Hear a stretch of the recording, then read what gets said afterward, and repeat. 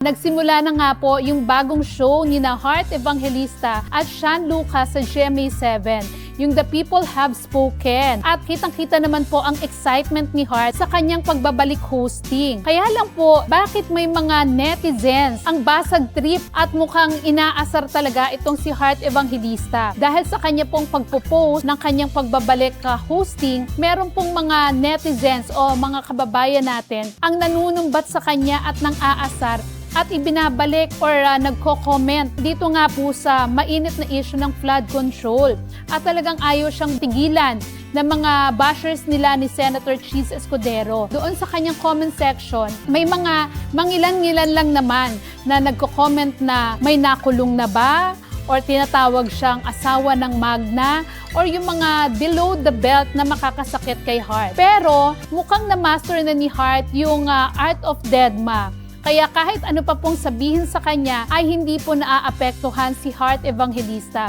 Instead, talagang ipinupush niya yung kanyang career at talaga namang napakasipag niya ngayon at hindi man siya naging busy ngayon sa pagrampa-rampa at pansamantalang nagpahinga sa mga fashion week. Eto't nagbabalik nga po si Heart at ipapakita na naman niya ang kanyang talent sa hosting dito sa kanyang bagong show with bago rin pong co-host. Kaya titignan po natin yung kanilang chemistry at kung magsha-shine nga uli si Heart Evangelista sa kanyang bagong show sa Kapuso Network. Diyan din po mapapatunayan kung gaano rin kagaling na host itong si Heart Evangelista. Kasi ilang taon na rin po siyang napahinga. Hindi lamang sa pag-arte, kung hindi pati sa pag-host. Although, meron pa siyang isang talk show or parang lifestyle show dito sa GMA7, di ba? At nag-guest nga po siya ng ibang mga kapwa niya artista dyan. Pero syempre, iba itong format ng The People Have Spoken.